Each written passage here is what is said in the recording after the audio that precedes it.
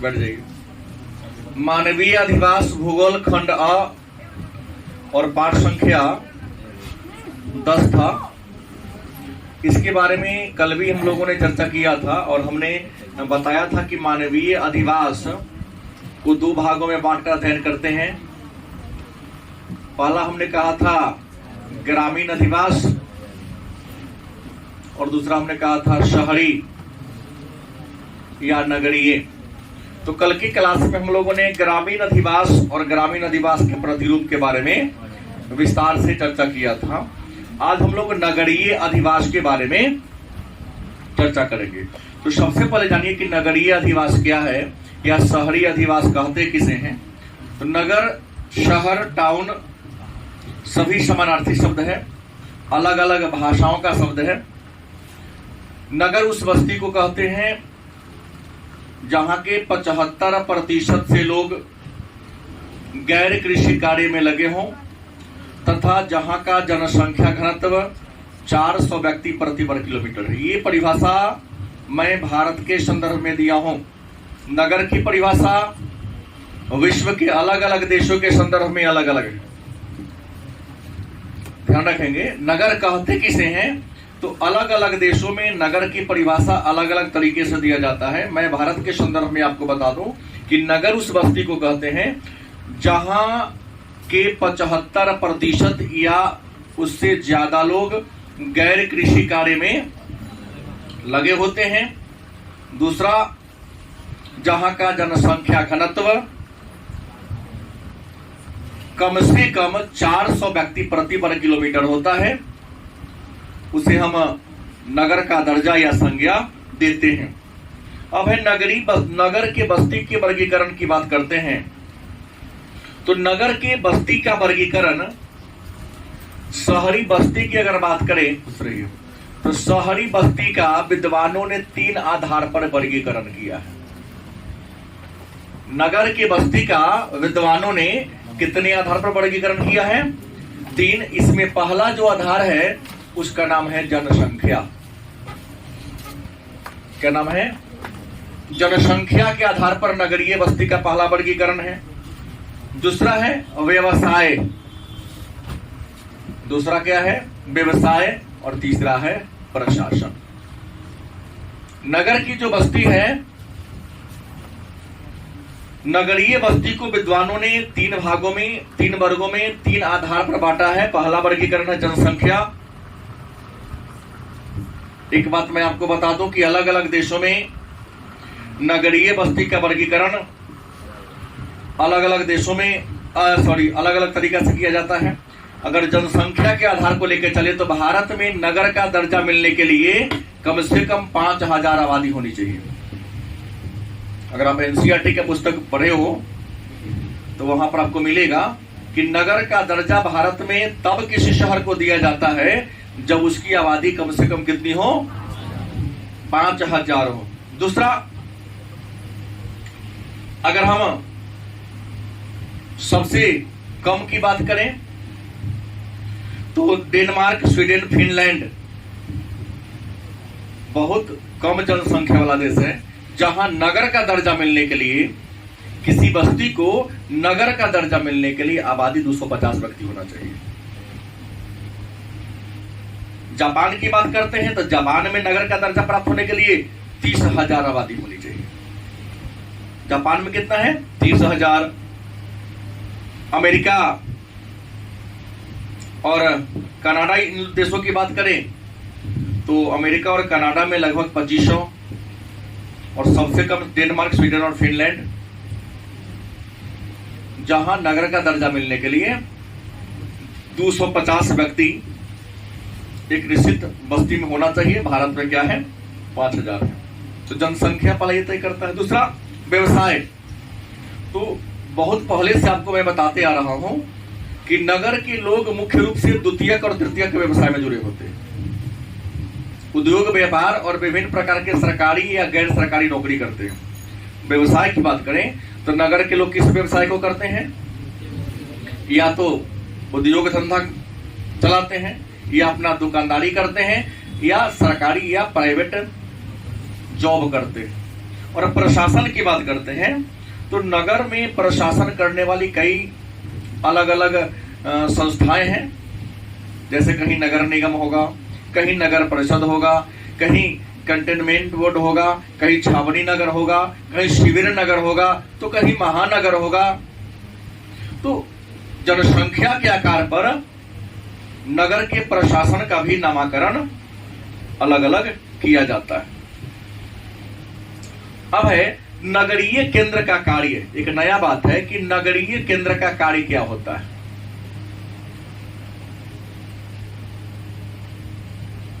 केंद्र का अगर कार्य की बात करें तो अभी आप लोगों को मैंने कहा नगरीय केंद्र का मुख्य कार्य क्या है? व्यवसाय, उद्योग, व्यापार और सेवा। नगरीय केंद्र में लोग क्या कार्य करते हैं? इन्हीं कार्यों में लगे होते हैं। और एक बार प्रश्न आया था कि नगर बहुप्रकार्यात्मक होते हैं क्यों?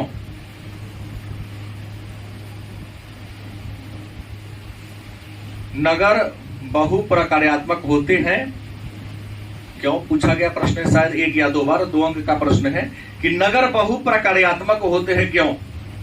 नगर मतलब शहर, बहु मतलब बहुत, प्रकार्यात्मक मतलब कार्य वाला होता है।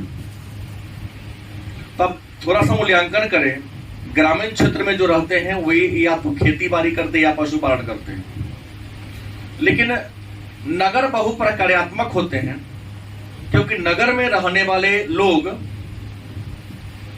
अपने जीविकोपार्जन के लिए अनेक सारी क्रियाओं को करते हैं और नगर में कार्य का वर्गीकरण कर दिया गया रहता है और काम के वर्गीकरण और व्यापार के आधार पर नगर में मोहल्ला का भी को बसाया जाता है। तो नगर बहुप्रकार्यात्मक होते हैं क्योंकि नगर में काम के बहुत सारे अवसर उपलब्ध हैं। बस आपके अंदर केवल योग्यता होनी चाहिए।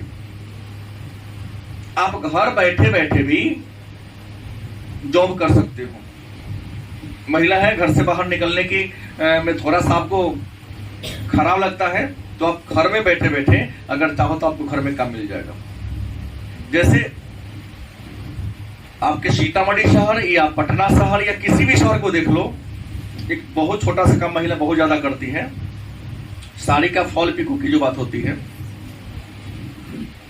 शहर में जो बड़े बड़े दुकानदार हैं वो उसको स्टोर करते हैं, जमा करते हैं और जो महिलाएं जुड़ी रहती हैं उनको कॉल आता है, उनके घर पर पहुंचा दिया जाता है।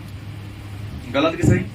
महिला सुबह शाम अपने घरेलू काम करके दोपहर का जो समय बचता है उसमें ये कर देती है, टिकुली बनाने का, बिंदी बनाने का, राखी बनाने का, ये जो श्रृंगार की जो सामग्रियां मतलब सजाने वगैरह वाला जो सामान होता है उसका जो रॉ मटेरियल दे दिया जाता है। आज जिनके पास दोपहर का एक्स्ट्रा टाइम बचा हुआ है वे महिलाएं कर लेती है। यहाँ कार्य का विशिष्टीकरण है।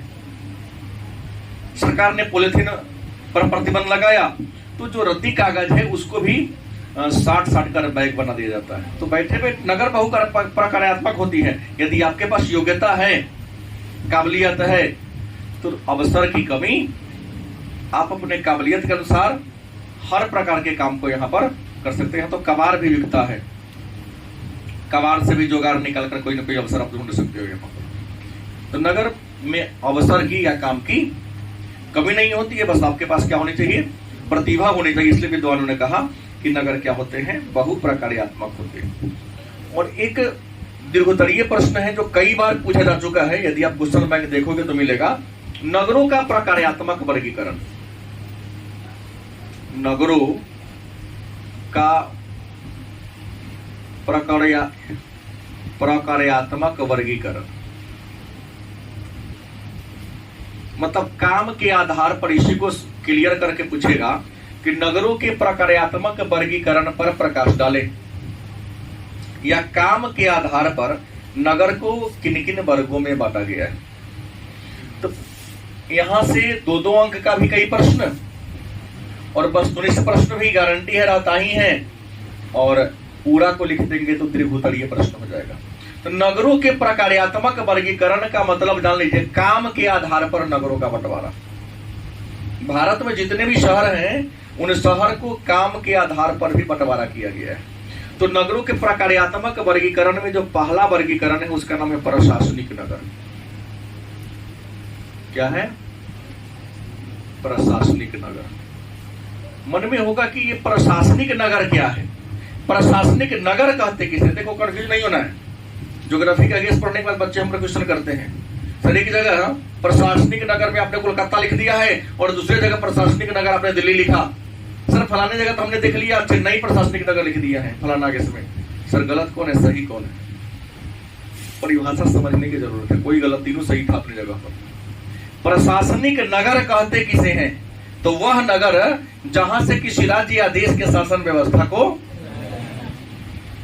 वह नगर या शहर जहां से किसी देश या राज्य के शासन व्यवस्था को चलाया जाता है उसको हम प्रशासनिक नगर के नाम से।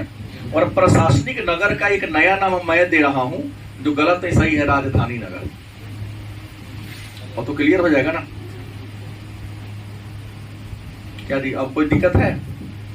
प्रशासनिक नगर किसे कहते हैं? 2 नंबर में कई बार पूछा गया प्रश्न है, प्रशासनिक नगर किसे कहते हैं या राजधानी नगर किसे कहते हैं? तो प्रशासनिक नगर उस नगर को कहते हैं जिस नगर से किसी देश या किसी राज्य की शासन व्यवस्था को चलाया जाता है।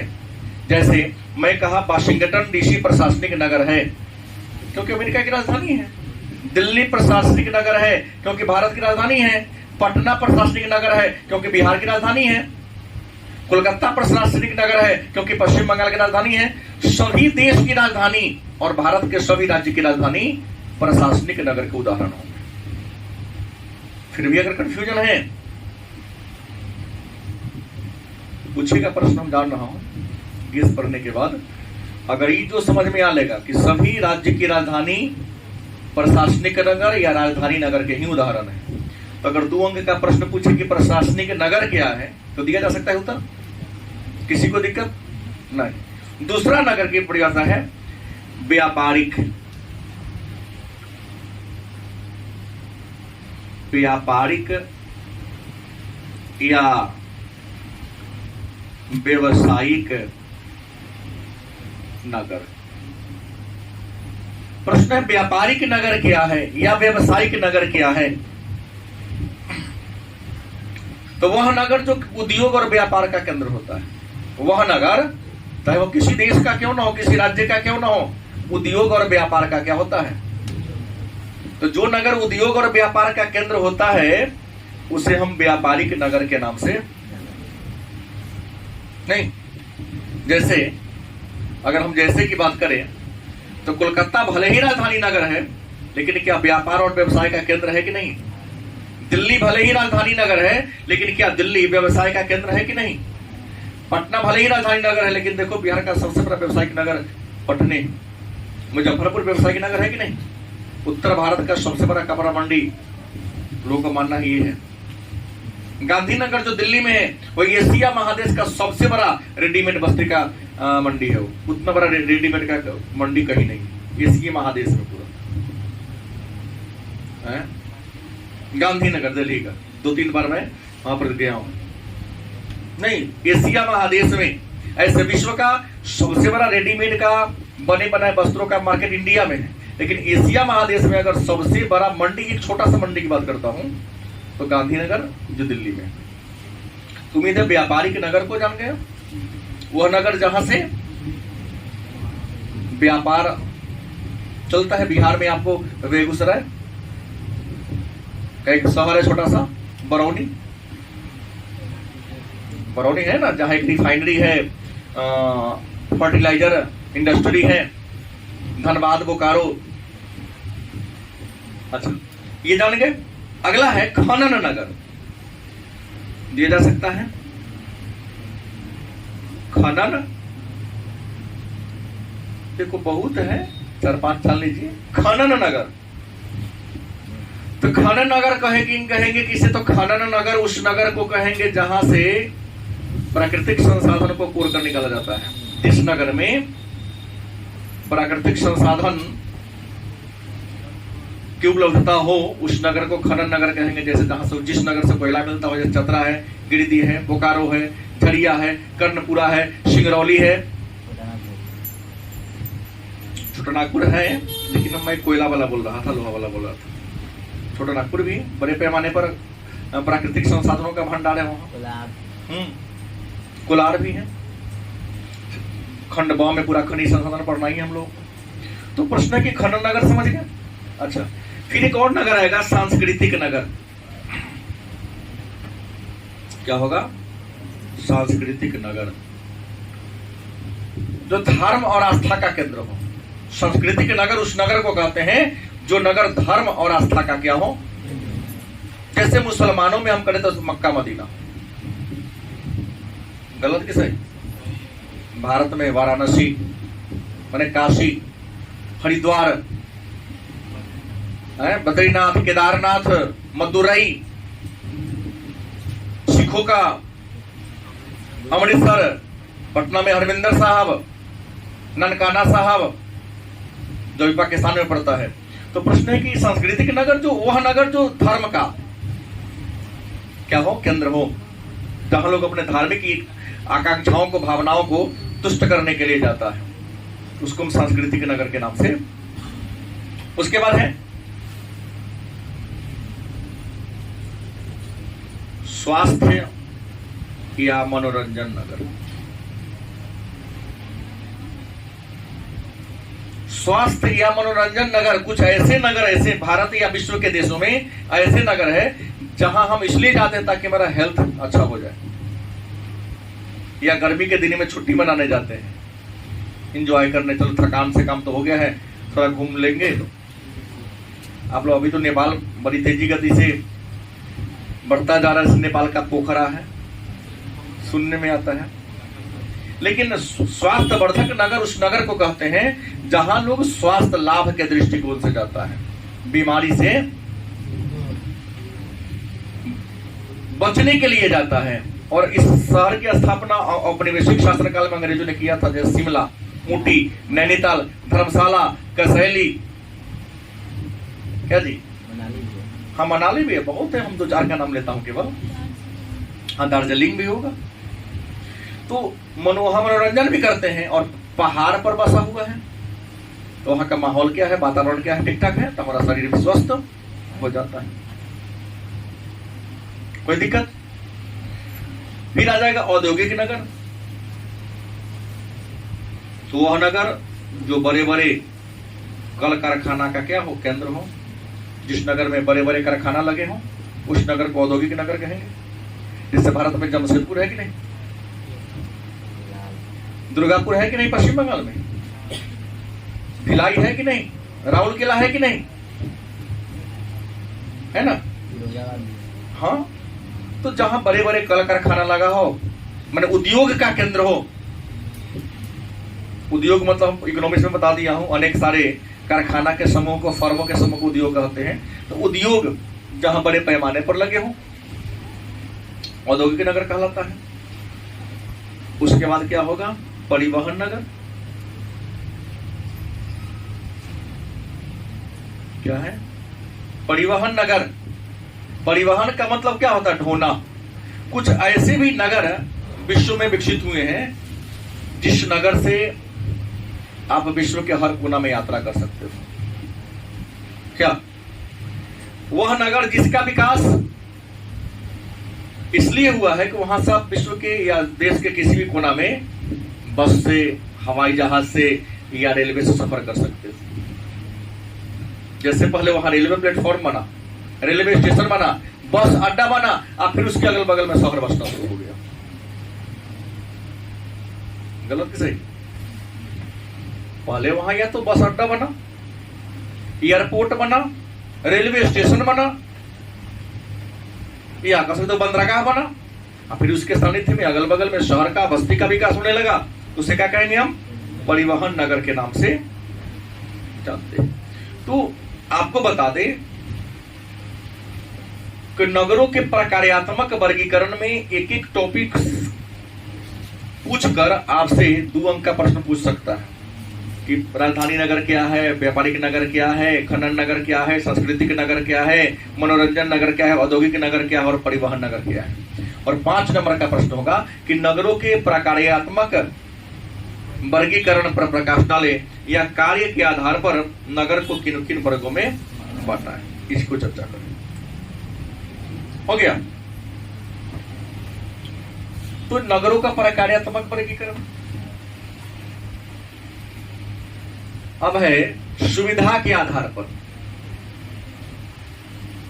सुविधा के आधार पर नगरों का वर्गीकरण। देखिए, हर नगर में अलग अलग प्रकार की सुविधाएं होती है।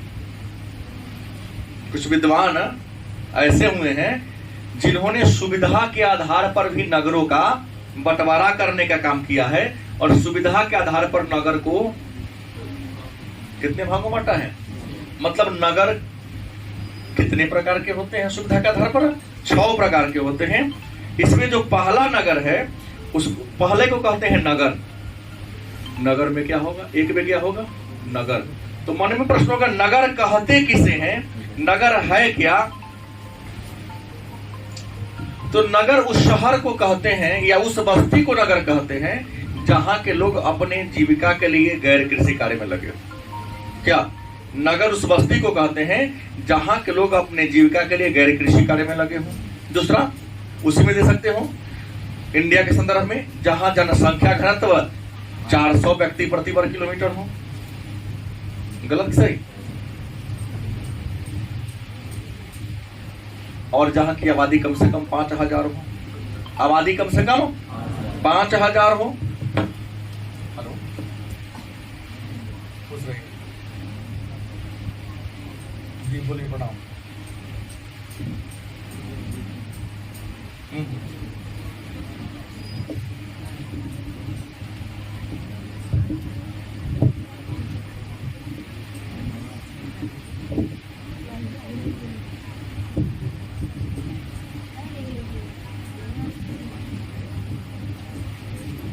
हम डांट दिले सीधा बोलो।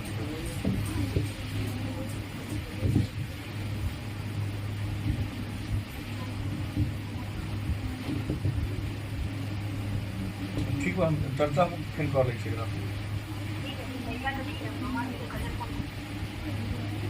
ठीक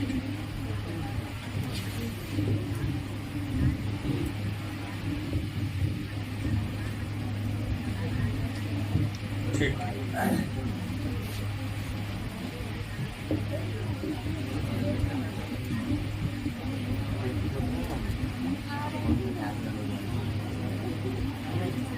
बता रहे, सबसे बड़ी बात तो मेरे कोचिंग की समस्या नहीं है ये रामा इंग्लिश की समस्या है। तो वहां भेज दीजिए, वहां बोलिए रामा इंग्लिश में चल जाने के लिए। टीचर डिसिप्लिन में रहेंगे तो कुछ नहीं होगा। हाँ हाँ, रामा इंग्लिश हमारे इंग्लिश की समस्या ना है। हाँ, लड़का ये अलग बात है कि सब हमारे यहाँ ही पढ़ता, लेकिन हमारे क्लास में ये सब ना होता। इंग्लिश क्लास के बाद वो दिन इंग्लिश क्लास में हम कन्फ्यूजन में सबको डांटे। अब बाद में हम बुला के सबको समझाएबो की। ठीक। हाँ, तो अंग्रेजी क्लास में भेज दीजिए। गलती आप लोग नहीं करते, सजा हम टेंशन भोगना पड़ता है। आइए नगर की बात करें। नगर किसे कहते हैं? तो नगर उस बस्ती को कहते हैं जहां के 75% से ज्यादा गैर कृषि कार्य में लगे हों, उद्योग व्यापार में लगे हों। दूसरा क्या है? आबादी कम से कम 5000 हो। इंडिया के रेस्पेक्ट में बोल रहा हूं मैं। हमने पहले कह दिया विश्व के अलग अलग देशों में अलग अलग आबादी को आधार माना गया है। तीसरा, वहां का जनसंख्या घनत्व 400 व्यक्ति प्रति वर्ग किलोमीटर हो। क्या कहेंगे? नगर कहेंगे। दूसरा बात कहता है, नगर के बाद दूसरा आता है शहर। थोड़ा अंतर है, याद रखेंगे। नगर को आप ले सकते हैं TWON और यहाँ CITY। आप इससे अंतर समझिए, न तो ऐसे कहिएगा सर नगर शहर में क्या अंतर? कोई अंतर नहीं। छोटा शहर होगा तो क्या कह देंगे? शहर है, लेकिन उसकी आबादी कम है, छोटा एरिया, उसका रेडियस क्या है? कम है, तो क्या कह देंगे? टाउन। लेकिन इसे यदि उसकी आकृति आकार क्या हो जाए? बढ़ जाए, बड़ा हो जाता, क्या कहेंगे? मतलब ये कहो, अगर आपको समझाने के लिए हमको कहा जाए तो मैं आपको कहूंगा कि जिस नगर में, नगर के अंदर ही बस, नगर बस सेवा चलती है ना, अपने यहाँ तो टेम्पो सीतामढ़ी में आपको चलता है, लेकिन पटना में जाओ, मुजफ्फरपुर में जाओ, वहां डीजल से या जो भी हो, शहर के अंदर ही इस चौराहे से चौराहे के बीच चलती है। अपने सीतामढ़ी में नहीं चलती है, जान लीजिएगा। इस बस स्टॉप से उस बस स्टॉप पे जरूर चलता है। तो शहर जान गए। तीसरा है नगर हो गया, शहर हो गया, और महानगर की बात करते हैं। क्या करते हैं? महानगर की बात करते हैं। तो महानगर उस शहर को कहते हैं जिसकी आबादी कम से कम क्या हो? 10 लाख हो। ना गलत, 10 लाख। भले ही लोग 1 करोड़ वाला को भी महानगर कह रहा है, लेकिन वो गलत है। वो महानगर उस शहर को कहेंगे जिसकी आबादी कितनी हो? 10 लाख हो। कोई दिक्कत? तीसरा है, सॉरी, चौथा सन्नगर। मतलब 2 10 लाखी नगर आपस में मिल रहे हो, थोड़ा डिफरेंस पर हो, जैसे दिल्ली, नोएडा, नागपुर, पुणे, कुछ दिन के बाद पटना और हाजीपुर भी हो जाएगा। नहीं, जब 2 महानगर जब मिलते हो तो वैसे को हम क्या कहते हैं? शहरनगर के नाम से जानते हैं। जैसे greater London, Manchester, Chicago, Tokyo, Kolkata, Howrah, Delhi, Ghaziabad, नहीं, गुरुग्राम, ये सब 10 लाखी नगर है। तो जब 2 या 2 से अधिक 10 लाखी नगर आपस में मिलते हो तो उसे क्या कहेंगे हम? उसके बाद विश्व नगरी, पांचवा क्या है? विश्व नगरी। विश्व नगरी किसे कहेंगे? तो जिस नगर की आबादी 1 करोड़, महा 10 लाख है, 10 लाख से 99 लाख, 99,999 तक हो तो महानगर की श्रेणी में गिनती होगा। लेकिन यदि 1 करोड़ उसकी आबादी पुर गई तो क्या नाम होगा? विश्व नगरी होगा। और आपको बता दें, 10 लाख की आबादी पूरा करने वाला भी लंदन ही पहला शहर था। गलत सही? और 1 करोड़ की आबादी पूरा करने वाला ही विश्व का पहला शहर लंदन ही था, क्योंकि औपनिवेशिक देश की राजधानी थी वो। गलत या सही? विश्व नगरी के बाद आता है मिलियन सिटी। क्या आता है? सॉरी, मिलियन सिटी तो मैंने महानगर कह दिया। छठा जो आता है मेगा सिटी। मेगा सिटी उस नगर को कहते हैं जिसकी आबादी 1 करोड़ से ज्यादा हो। हमने महानगर में ही कहा था कि 99 लाख तक कहा हो ना। और जब 1 करोड़ से ज्यादा आबादी हो गया तो उसे क्या कहेंगे हम? और भारत में मेगा सिटी गए गो है। भारत में मेगा सिटी 4 गो है। और संपूर्ण विश्व की बात करें तो संपूर्ण विश्व में मेगा सिटी लगभग 35 गो। कितने हैं? संपूर्ण विश्व में मेगा सिटी मतलब 1 करोड़ से अधिक जनसंख्या वाले शहर 35 है। इसमें इंडिया में कई गो है? कौन कौन है? तो दिल्ली है, कोलकाता है, चेन्नई है और मुंबई है। आगे चर्चा करो। यहां पर किसी प्रकार का कोई डाउट नहीं होना चाहिए मेरे ख्याल से। सुविधा के आधार पर नगरों को इतने भागों में क्या कर दिया गया है? बांट दिया गया है। तो एक नया प्रश्न हमारे मन में उठ रहा है। वह प्रश्न ये है कि एक स्वस्थ शहर कौन है?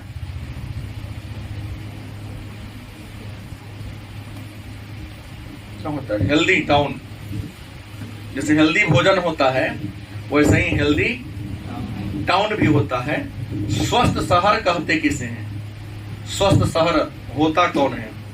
तो स्वस्थ शहर उस शहर को कहते हैं जहां का पर्यावरण क्या हो? स्वच्छ हो, साफ हो।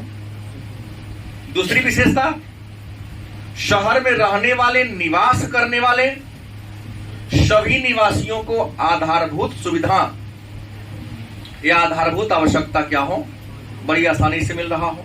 तीसरा, स्थानीय सरकार जन समुदाय की भागीदारी को स्वीकार करता हो और शहर में रहने वाले सभी लोगों को बड़ी आसानी से स्वास्थ्य माने चिकित्सा की सुविधा क्या हो रही हो, मिल रही हो, तो इसको हम क्या कहेंगे, स्वास्थ्य शहर के नाम से। मतलब स्वच्छ पीने के लिए पानी हो, आपके शब्दों में वह शहर जहां पर पीने के लिए स्वस्थ पानी मिलता हो, आवागमन के लिए अच्छी सड़कें हो, चिकित्सा की व्यवस्था हो, शिक्षा की व्यवस्था हो, कूड़ा कचरा का प्रबंध हो जाता हो। नहीं, जीवन के सभी जो आधारभूत चीजें हैं अगर वहां मिल जा रहा हो तो उसको हम स्वस्थ शहर के नाम से जानते हैं। अब है विकासशील देश में, प्रश्न है विकासशील देश में नगरीय बस्ती की समस्या। कई बार प्रश्न 5 नंबर में पूछा जाता है। भारत एक विकासशील देश है, तो विकासशील देश कह दिया, ये नहीं कि मैं विकासशील पर आया जोड़ देगा भारत में नगरों की क्या समस्या, तो दोनों प्रश्न एक ही होगा, क्योंकि भारत कैसा देश है, विकासशील देश है। तो विकासशील देश में नगरीय बस्ती की समस्या क्या है, विकासशील देश में शहर की समस्या क्या है। तो विकासशील देश में शहर की अनेक सारी समस्या है, विकासशील देश में शहर की अनेक सारी बहुत सारी समस्या है।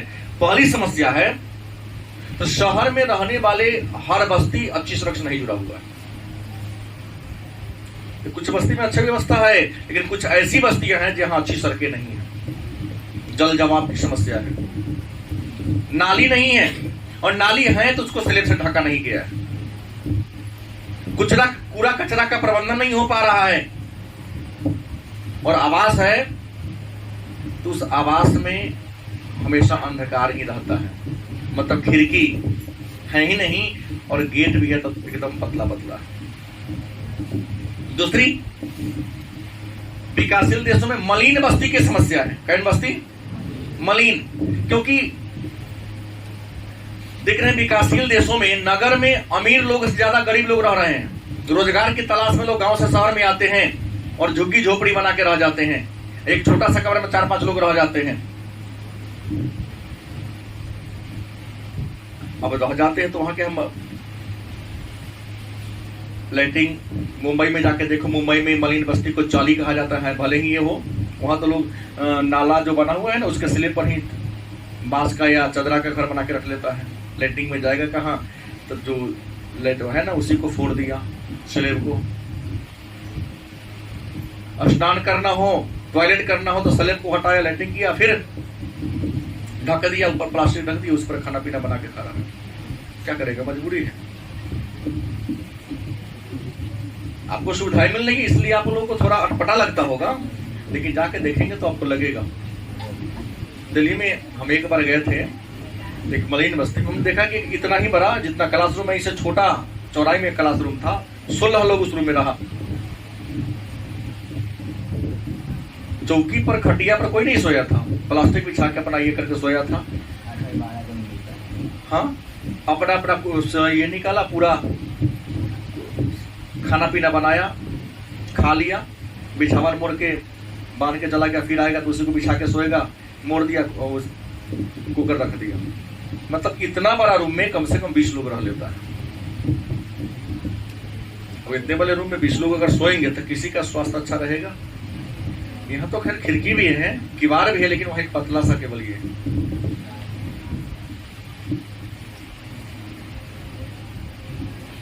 विकासशील में जल आपूर्ति, स्वच्छ जल नहीं मिलता है। विकासशील देशों में शहर में स्वच्छ जल क्या होता है, नहीं मिलता है। लोग जैसे तैसे घर बना लिया है, वहां साइकिल और मोटरसाइकिल के अलावे अन्य कोई वाहन नहीं पहुंच पाता है। और एशिया महादेश की सबसे बड़ी जो मलिन बस्ती है या जो सबसे बड़ी गंदी बस्ती है उसका नाम है धारावी, और धारावी कहाँ है, मुंबई में। इस मलिन बस्ती की समस्या पर भारत में एक फिल्मकार ने फिल्म बना दिया, स्लमडॉग मिलियनेयर।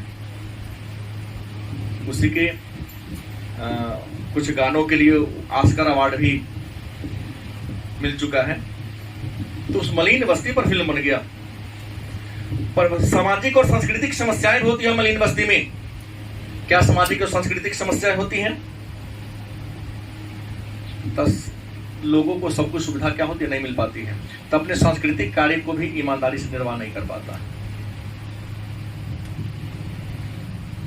पर्यावरण की समस्या होती है मलिन बस्ती में। क्या होती है? पर्यावरण नियम है, घर के अगल बगल पेड़ पौधा होना चाहिए। वहां तो जगह ही इतना कम है, पेड़ लगाएगा तो अपने कहाँ रहेगा? पेड़ के रखने के लिए जगह खोद देगा तो अपने रहने के लिए क्या हो जाएगा? उसको परेशानी हो जाएगी।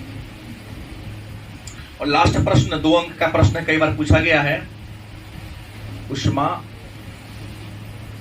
द्वीप। क्वेश्चन बैंक देखेंगे तो आपको मिलेगा उष्मा द्वीप क्या है। तो उष्मा मतलब होता है गर्म, द्वीप माने टापू। और आपको बता दें कि उष्मा द्वीप कहा किसे जा रहा है? तो नगर को कहा जा रहा है। आज आप नगर में देखिए, चाहे छोटा नगर हो या बड़ा नगर हो, छोटे बड़े कल कारखाने वहां प्रचुर मात्रा में। आज सारे जो घर हैं वो ईंट और कंक्रीट का बना हुआ है। इतना ज्यादा कल कारखाना है और कि शहर का वातावरण दिन प्रतिदिन गर्म होता जा रहा है। गर्मी आपके बिहार में भी है, लेकिन जितनी गर्मी दिल्ली में है और ठंडी के महीने में जितनी ठंडी दिल्ली में पड़ता है, उतना भारत के किसी अन्य शहर में क्या होता है? जहां कल कारखाना हो बहुत ज्यादा गर्मी पड़ता है। अगर बात करते हैं तो आपका तो क्लासरूम झोपड़ी कहा जाएगा इसको, घास फूस का ही बना हुआ है, अन्य लोगों का छत वाला होगा। तो जाके देखे जिसका छत वाला है, हमारे क्लासरूम के तुलना में वहां गर्मी ज्यादा होगी। तो शहरों में ईंट और कंक्रीट के बिल्डिंग बने होते हैं, औद्योगिकरण होता है, इसलिए शहर का टेम्परेचर हमेशा क्या हो जाता है? ज्यादा रहता है। इसलिए शहरों को मुस्माद्वीप के नाम से, इसी चीज को हम लोग कल लिखे।